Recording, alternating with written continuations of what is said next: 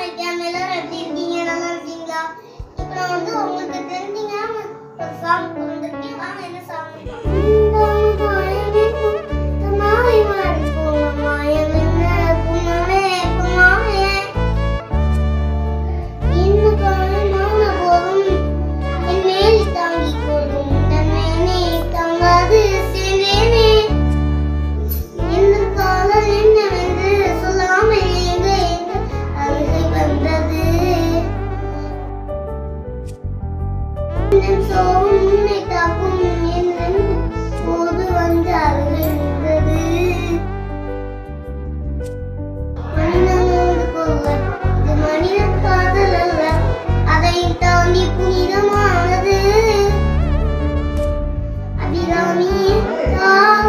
சாமி